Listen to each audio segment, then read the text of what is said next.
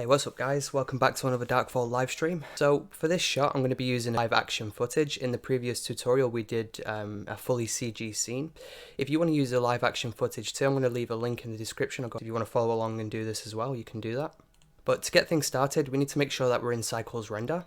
Also make sure that the video resolution is the same as the movie clip that you're using. And also make sure that you're at 100% as well. Once you've got these, we can go ahead and move over to the movie clip editor. Just change this from the 3D view to the movie clip editor. Then I'm going to go ahead and open up the movie clip. So if you followed along in the previous live stream, you'll know that we added a bookmark. Again, this will help speed things up. If you didn't do that, go ahead and do that now. I'm going to go ahead and find the movie clip that I saved. Okay, so this is the movie clip that I'm going to use, and let's first set the scene frames to make sure we set the length of this movie clip to the timeline. And then if we try and play through this, it's not going to work because we need to prefetch this. So jump back to the first frame and hit prefetch. Once this is prefetched all the way through, we can scrub through this timeline and then see what this movie clip's showing or what this movie clip's doing. If it doesn't fill up all the way, you will need to go to File, then to User Preferences, then over to System, and then down to the cache limit and just increase the cache limit just so this fills up all the way. Now we can play through this and see how it looks. Okay, so really we're only going to be using like this last section of it here because as I mentioned, there's quite a few problems with it. As you notice, when the person recorded this footage, they probably left it on automatic, and when the person walks in front of the camera, the is it the white balance or the ISO, something changes and it just gets darker, so it's not really usable. And again, it happens again around here. So what I'm going to do, I'm going to use only around 400 frames of this, or I'm going to start around 400 frames. So find a point where you're happy and then press S while hovered over the timeline. This will just set this start frame, or you can just change it here if you need to. Play through this now. In fact, I want to get it around, let's start around 422. Just use that as an example. So as you can see, there's no changing in the lighting, it's all even. It looks good. We can use this. So I'm going to create some fireflies, and they're going to start around here and then maybe travel towards a hand and then, I don't know, make it look good, I guess. So for this, we're happy here now. We don't need to do anything else. Let's jump back to the first frame. I want to go to change this to the 3D view again. And now we can set up the scene. Now I've already deleted the default cube, and I've also got rid of the lamp. You go ahead and delete that now if you need to. And then we can go ahead and arrange the camera. We need to set the camera. I'm going to press number pad 1. And if I press Control, Alt, and then number pad 0, it'll set the camera to the view that I was looking at. The camera's way too far out, so let's just bring this back in. And then if we press numpad 0, we go back to the camera view. That looks okay. Maybe bring it back just a little bit. So now what we need to do is add the movie clip onto our camera view so we can see actually where the hand is moving. So easy way to do that, if we press N, then we want to go down here to background images. If we check background images and then just open it up, we go ahead and add a new image. When you've used this in the past, or maybe you've used this in the past to model things, use it as a reference image. But for this example, we're going to be using a movie clip, so change it to movie clip. Then we want to just uncheck camera clip. And since we've already loaded in the movie clip, we can go ahead and click this icon here and just select the movie clip that we want to use. So there we go. Now again, the reason why I mentioned to set the resolution to be the same as the movie clip, if it was the wrong resolution, we could see we have some trouble. So make sure you set this to be the correct resolution. Now we've got this, we want to go ahead and add some, we want to add a particle system. So let's left click and set our 2D cursor to be around here. Then I'm going to press Shift A, add in a plane. Now you can add in any object you want. I'm just going to add in a plane since it's pretty basic and simple. It's all we need. Then we're going to need an object to be used for the particle system. So I'm going to Shift A again, and then I'm going to add in a mesh, and you can either add in a UV sphere or a circle. If you use a UV sphere, I guess it's too many, or it's way too many vertices than you need. You don't need that many. If you use a circle, it might cause trouble, when it rotates. So I'm not going to use that. It's not enough. I'm going to split the difference and use an icosphere. So it's not perfectly smooth, but that won't matter when we add the yeah, some motion blur, things won't look perfect anyway, so that's fine, don't worry about that. I'm going to scale this down a little bit, press S. Since we scaled it, we need to apply the scale, so press Control and then A, just apply the scale. So now I want to use this for the glow flies, I guess we can call them. So I want to add a material for it. Just go over here to materials, press new, and this is going to be very basic. You can, you know, go crazy with these nodes and make something really cool looking, but for this example, I'm just going to use a basic emission shader. So go to surface, change this to emission. And for the color, you can use any color you want. I mean, you could use a green glow fly, I guess, if that's what they're called, or a firefly, whatever color you want. I'm just going to choose orange. And then I just want to brighten this up quite a bit. Maybe 2, 2.4, something like that looks good. And again, we'll add some composition later to make it look even better. So for now, that's just going to work for us. Also, for more variation, I want this light, or I will be adding some flickering to this light to make it stronger and decrease the brightness as well. But that'll be later on in the end of the live stream. If you guys still want to watch that, then yeah, we can do that. But for this example, I'm going to keep it very basic and just use one glow fly for the, you know, for 5, 6, 8, 10, however many glow flies we're going to use. Now we need to add this particle system. If we select this plane here, and in fact what we can do, if we just drag this down a bit, if we can see we have the icosphere. Let's rename these now. So I'm going to press N, close this, go to where it says item. I'm going to rename this to be glow 1, since I'm going to create maybe 9 or 10 others. So for now I'm just going to name it glow 1. For the plane, I'm going to rename this as emitter, because this is going to be the particle emitter. It's going to do nothing else except emit the particles. So let's do that now. With the emitter selected, this plane, let's scroll around and reveal the particle system tab. Select the particle system, create a new one. And now when you press Alt A, normally the particles will just drop down. And if we started on the first frame, it would actually do that, if you can see here. You might not be able to notice as well on the YouTube resolution, but there's a faint red line here, which kind of indicates the cache limit, or where it's going to be cached in. We're in the wrong area, so what we need to do is just change that. Very simple. Where it says emission, it's starting on frame 1 and then it's ending on frame 20. We actually want it to start on frame 422. So let's just copy this and paste it in here. Now when we try and paste it in, it won't work, since we need to set the end frame to be longer than the start frame. So we should really start with the end frame first. So copy the end frame, paste that in.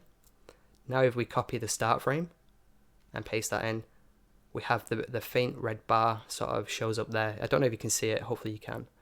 But now when we press Alt A, this caches in the particle system. This is what should happen.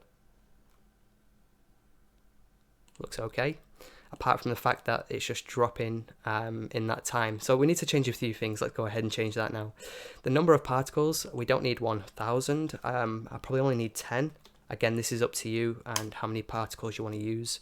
But right now, it's only going to drop 10 particles from the start frame to the end frame. So let's see what happens. See, it drops 1 or 2 very slowly. Again, we don't want that to happen. I want them to all appear at once. So again, the start frame is 422. Let's copy this and let's paste it into the end frame so they all appear and end at the same time. Let's press Alt A to cache this in. So they all appear at once. There's 10 of them there. And if you notice down here, the red line stops. And that's because that's the lifetime of the particles. So we need to increase this lifetime to be the length of this. So I mean, as long as it's more frames than you need, I'm going to say about 500 frames. You probably only need 400. But I'm just going to cache this in now. Yeah, they do drop down the screen. That is a problem, so we will change that. What you could do is change the gravity in the world properties, but we don't need to do that. We are going to change the physics type. So let's scroll down and do that now. All the way down here, we have what's called physics. Now we could have no physics and they'll just stay there. They won't do anything. Newtonian, which is set as default, which as Newtonian sort of real world physics, it will drop according to gravity. You can increase the gravity or decrease the gravity, or go in the opposite direction. Again, depending on what effect you're kind of looking for. But for this, we want to use Boids. And we've used Boids in the previous tutorial, as I mentioned, but we didn't go into too much detail. But this time we're going to go into a bit more detail for the effect that we need. Okay, so before we change any of these, I want to add this icosphere to be the particle system, because right now, if we notice, it's only rendering what's called halos, which are these dots which don't really render. There's nothing there. It's just to visualize what's happening. So let's go ahead and change that. Scroll down to where it says render. And then right now it's selected the halo, so let's change this to object. Since there's only one object, later on, again, I'm going to change this and add maybe 4 or 5, maybe more icospheres with variations, just to add a bit of difference. And when I do that, I will need to add a group and then just choose this selection here. I will show you later on if you guys want to stick around and see that. It's entirely up to you. But for right now, I'm going to choose object. Now we know which the object is since we named it glow 1. If you didn't, or if you just want to do the lazy way, you can select this tool here and then just select whichever object you want. So now we can see that we have these spheres on the particle system. They're a lot smaller, and that's fine. I didn't want it this big anyway, but I do want them a little bit bigger than that. So we could increase the scale here, like this, but instead what I'm going to do is go back to physics and just increase it here, because we get an extra option called random. So I prefer to do it this way. So I want to increase this, maybe that. Let's see how it looks. Maybe a bit bigger.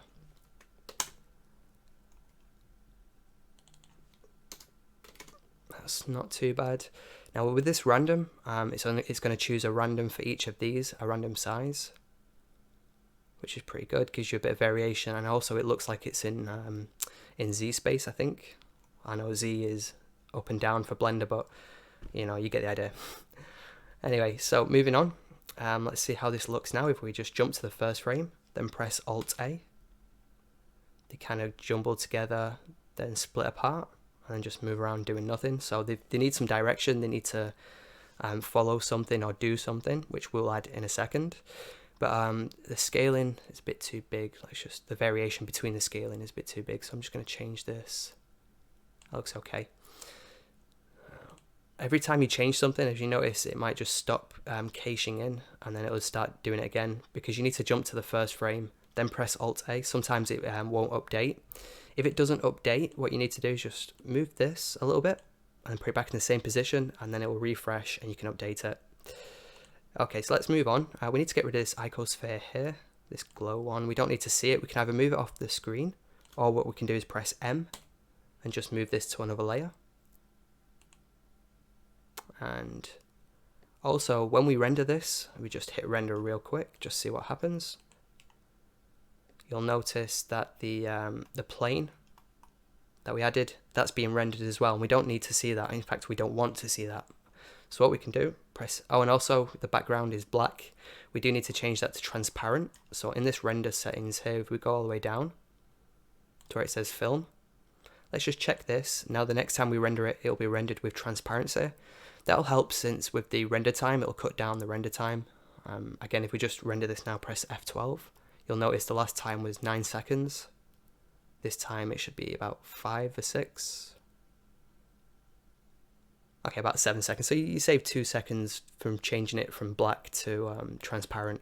Since we also need it to be transparent, I mean, we could have added maybe a screen blending mode.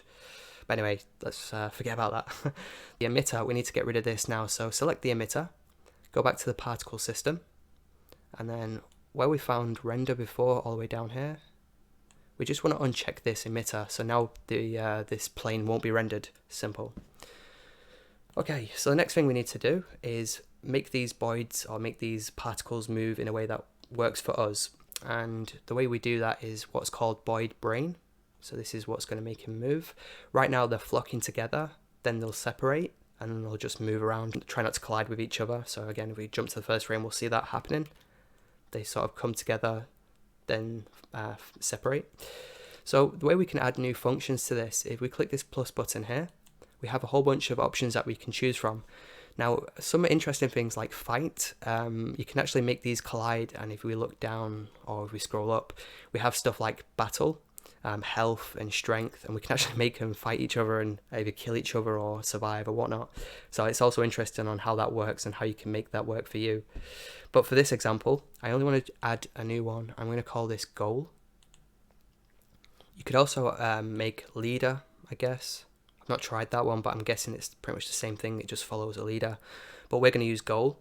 Now right now it's on the bottom, so we just need to make sure we selected it and then just increase this by pressing the up arrow here. We just want to make sure this is on the top. Now let's see what happens. Well, actually nothing will happen since we've not selected a goal. So let's add in a goal. So a goal is any object you want these particles to move to. So I'm going to Shift A, add in an empty. Since we don't want to render any new object, we just want the particles to move to that object. So I'm going to use a plane axis, which is here. In fact, let's move this up here. And if you want, again, we can rename this. You can either call this goal, or you could call it Boid brain, or Boid control.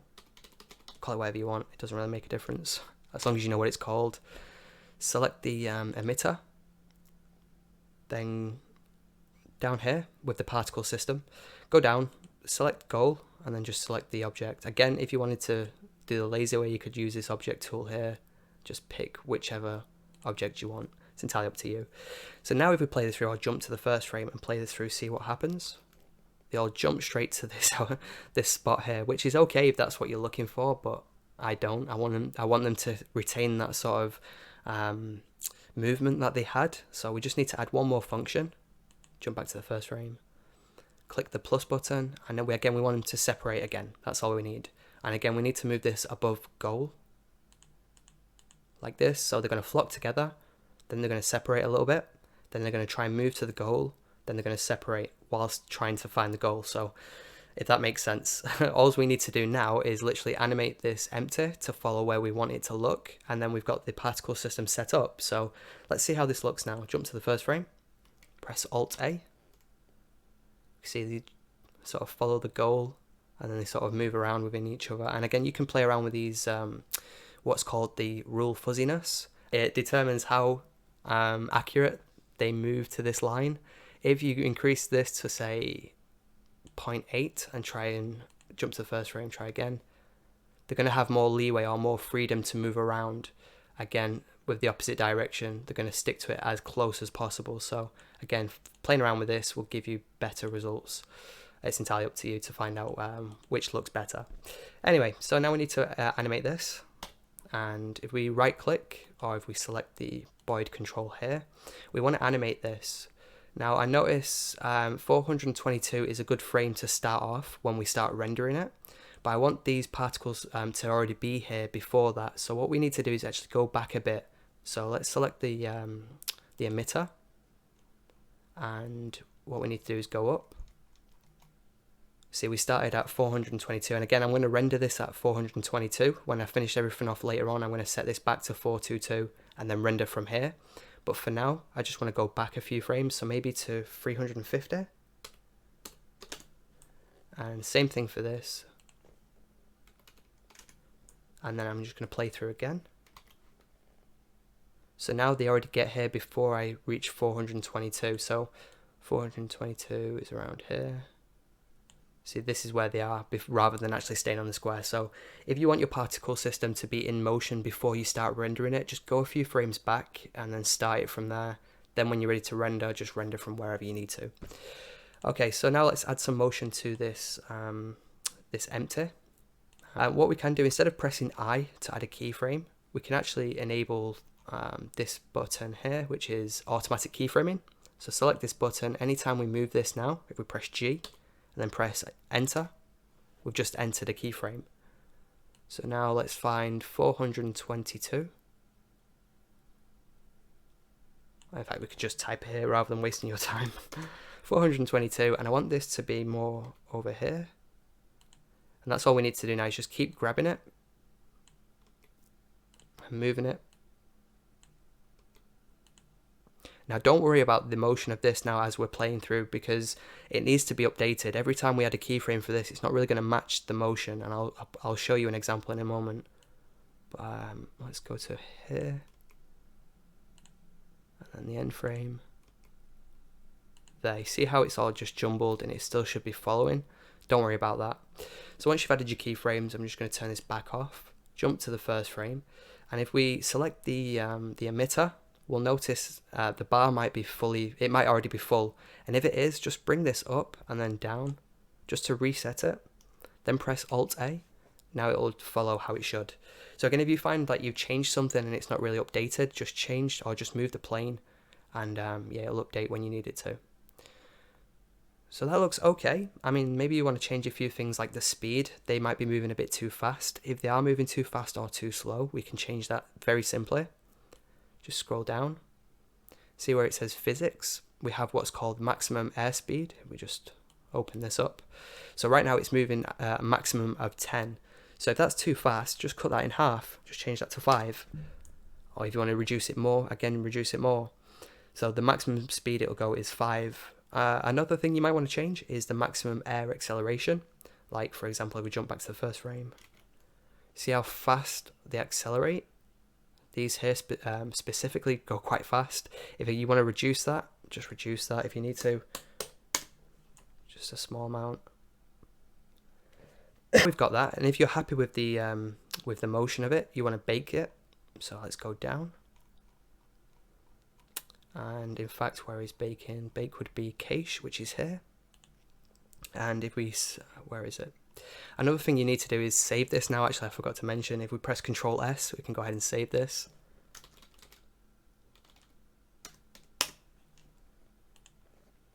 And sometimes you need to save it before you can actually bake it. But anyway, let's jump to the first frame, bake this. It's changed color, which means now the physics has been baked. We can't change any of the properties until we unbake it, which would be free all bakes. As soon as we do that, we're back to where we started, and we can change the options if we need to. So yeah, make sure you bake it when you're happy. You don't need to make any more adjustments. Now, that looks fine. Just play through. What you can do, you can either render this as the complete sort of project, so you can render this with the background, or you can render it just as an image sequence with just, let me show you, like this.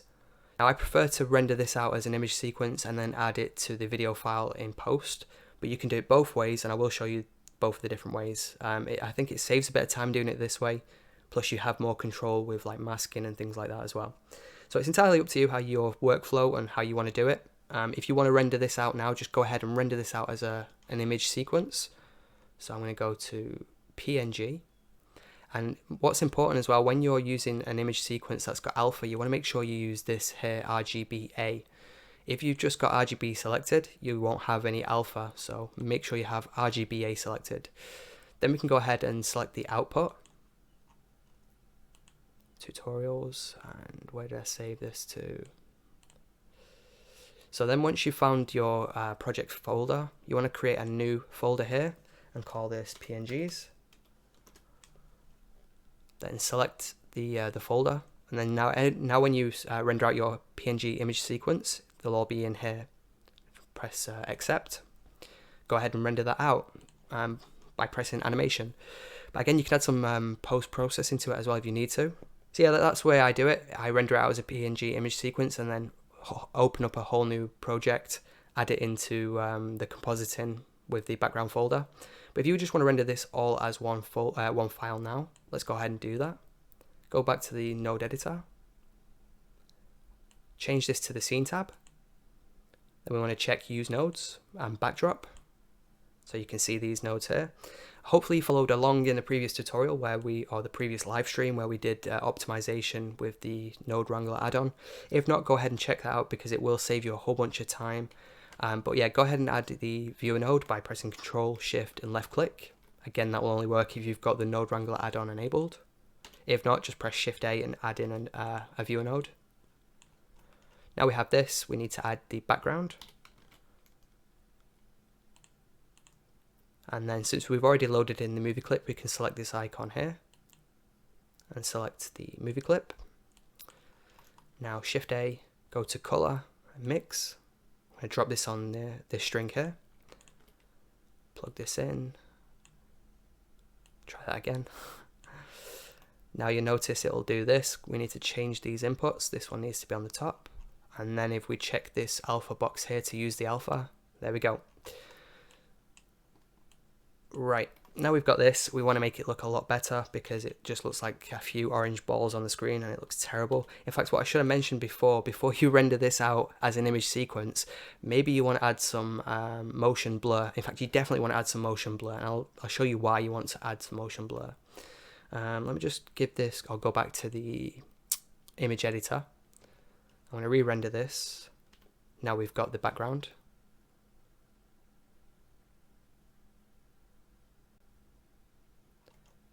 So now we have this here. I'm going to change this between the slots, by the way. This is slot 1. If I change this to slot 2, we'll see the difference. We'll be able to compare them. So this is without any motion blur whatsoever. If we go here to motion blur and just check this, now it's using 0.5, which is only a small amount. So let's just change this to maybe 1, which is more extreme. Now if I change this to slot 2 and then press F12, just re-render this, we can see it's a bit blurrier, which is, it's more realistic. And if I show you the difference between them, this is number 1, this is number 2. And again, this is quite extreme, so you might want to maybe not use as much, but you'll notice some are more blurrier than others. And that's obviously down to the motion. If you notice, some will move faster. See, this one here is moving quite fast. So this is going to have more motion blur than any of the others. So it'll look more realistic and a lot softer and better, in my opinion. So now we have this. Yeah, so make sure you add motion blur and play around with the shutter speed. 0.0 or 0.1 will be slow amounts or lower amounts of blur, motion blur. For anything greater, it'll be a high amount of motion blur. Hopefully that made sense. I know I'm stumbling through this, so apologies. So now we've done that, we can render this out, but add some more color grading, make some blur and things like that, make it look a lot more interesting. So I'll do that now very quickly. Shift A, go to filter, and then I'm going to add in a glare node. And where I'm going to add this to is this node here, which is the render layer. I press N.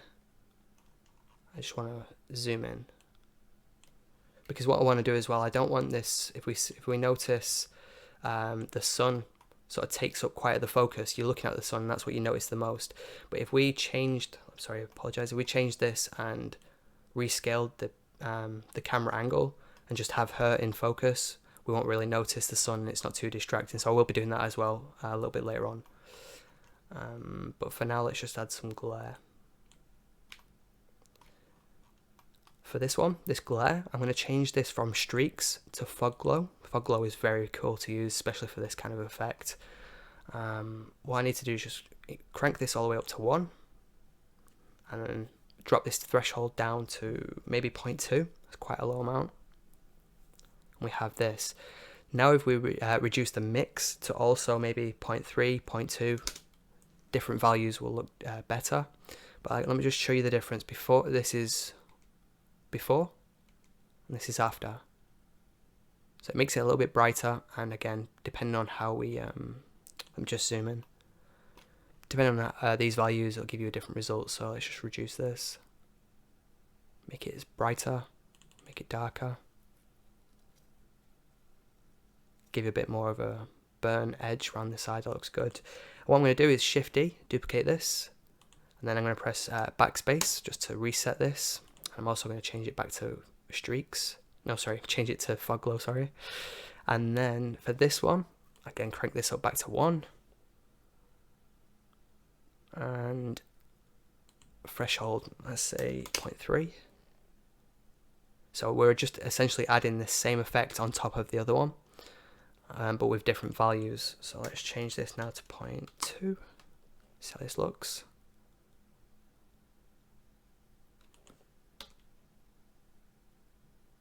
There's not much difference, just makes it stand out a little bit more.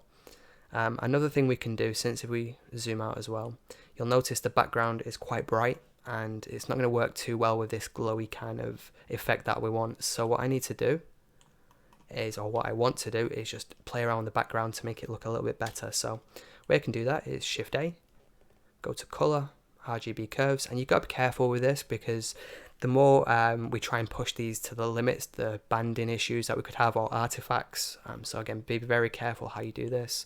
But what I want to do is just push these into quite extremes. That looks okay. And what I'm going to do, I know this is probably not the best way to do it, but I'm just going to move these over. I'm going to rescale this scene, and this is only, like I say, it's 1080, so it's not really a great amount of resolution. If you've got a 4K video file, you can scale things up and it'll look fine. But in this example, it might look a bit problematic. I'm just going to blame it on YouTube's encoding. I'll say that's why it looked crappy. So let me just distort, go to transform, drop this on. Again, this is not the best way to do it, but I'm just going to increase this to something like this. You notice as well, Blender's running a bit slower since we've got quite a few, well, 2 blurs, and we're going to add some more things onto it later on, so it will slow down. That's the same thing with your render time. So that's why I prefer to render 2 things out separately, then bring them back in and composite them as I need to. But again, it's up to you how you do it. It's entirely up to you. So now we've got this. I need to move this over. So just move this over more until we get rid of this sun. And also you need to be careful you don't go too far, because if you go too far, when you render this out, you'll have a missing section of your shot. So I'll show you how you can tell the difference. If you just watch this area here, as we move this image across, this line doesn't move. But if we went too far, this line will start receding. Try and show you the example. See how it just jumped from here to here? That's because it's way too much. So we need to just be careful how much we move this. But yeah, let me just render this. Let's see if that has a missing section, just to show you.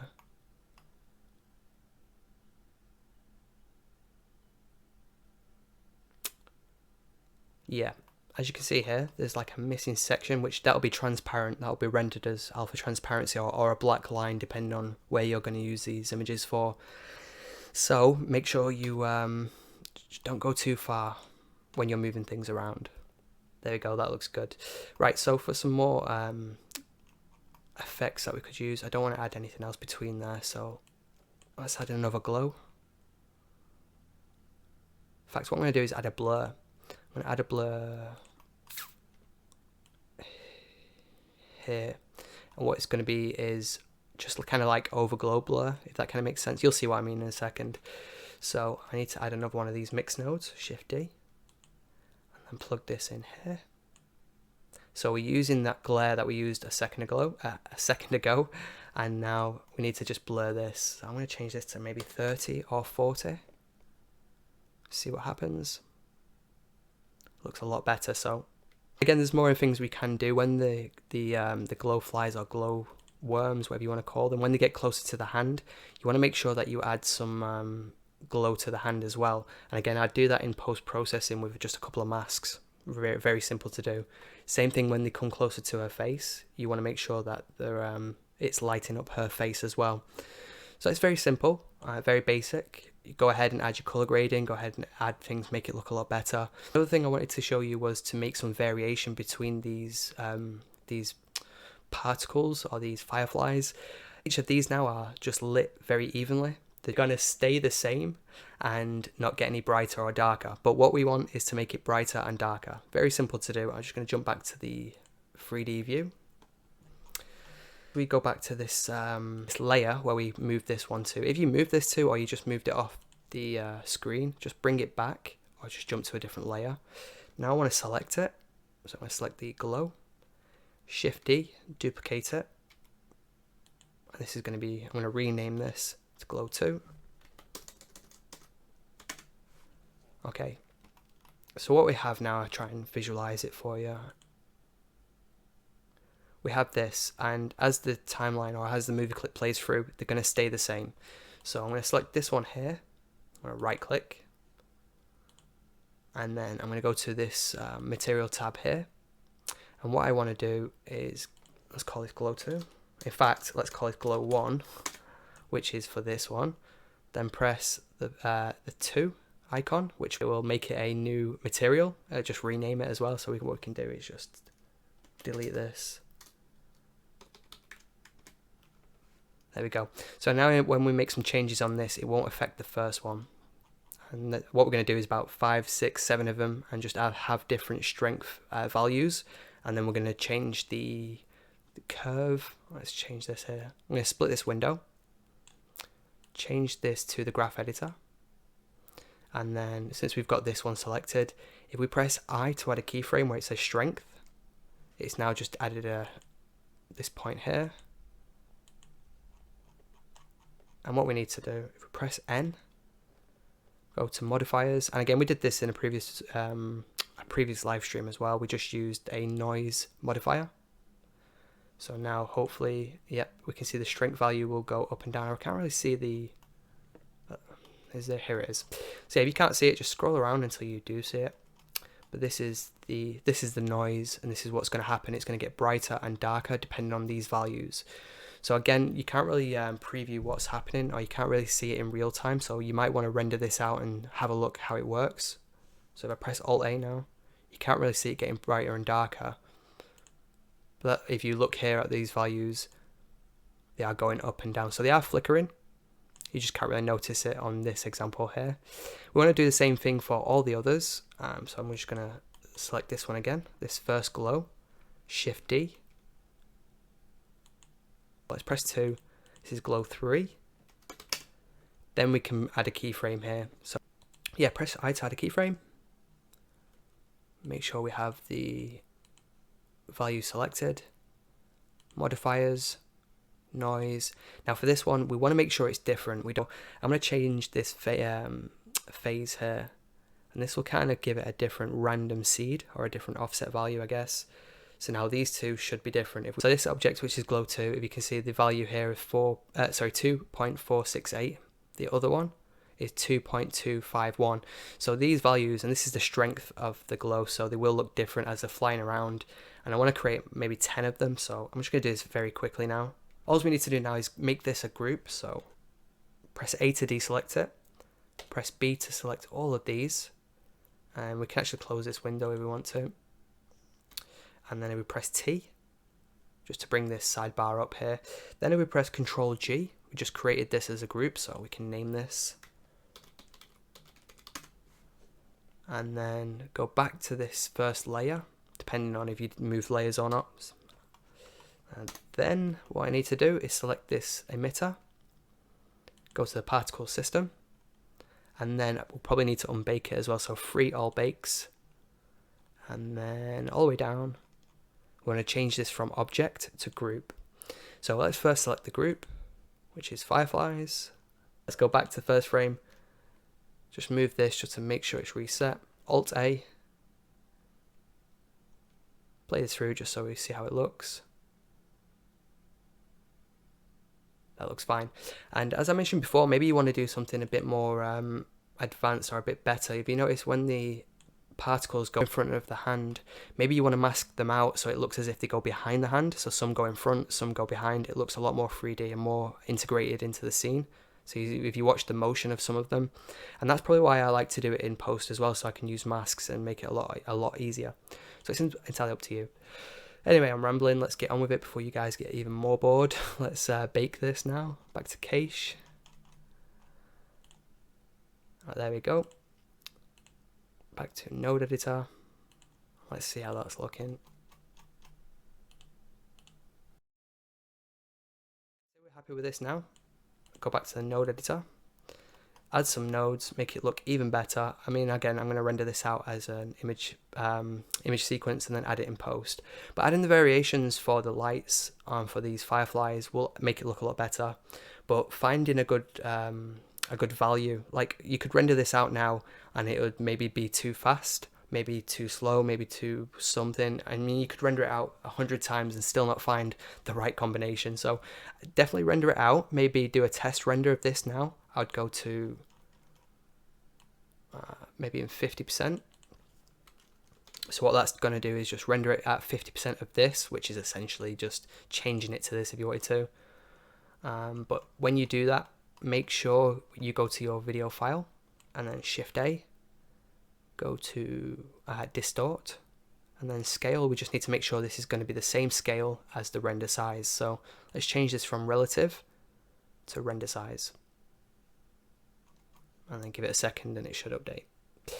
So there you go. More things we could do, again, make it look a lot better, make it look a lot more integrated, but I think you guys get the idea with this. The Boids is a very powerful particle system, and in fact it's one of the best in my opinion. I mean, Newtonian is kind of basic and standard. You can change quite a few things, but for me, Boids is really cool.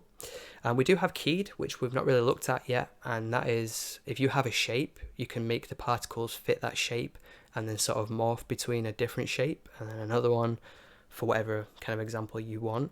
So maybe we could look at that one in the future. Again, fluid is like a fluid particle system, so you probably don't even need to use that. You just go to the physics and then fluid. But yeah, hopefully that some of this made sense. Hopefully some of it helped. Hopefully it did. You guys, if you want to let me know what stuff you want to see in the next live stream, be sure to let us know on Facebook or in these comments here below. If you guys enjoyed this, be sure to give it a like. As always, I enjoyed making this video, so hopefully you guys enjoyed it too. Thanks for the comments, you guys already there, for showing your support. I appreciate it. Thanks for watching, and see you next time.